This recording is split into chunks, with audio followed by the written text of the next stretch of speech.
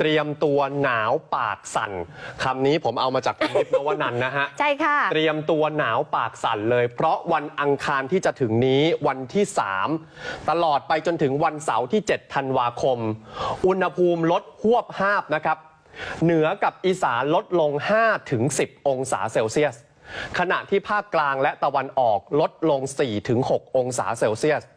คุณผู้ชมครับเรื่องนี้เรื่องใหญ่เพราะเหนือกับอีสานถ้าลงถึง10องศาเนี่ยหนาวจัดเลยนะฮะอุณหภูมิหนาวจัดเลยไม่อยากจะนึกถึงยอดดอยยอดภูต่างๆว่าอุณหภูมิจะเป็นยังไงบ้าง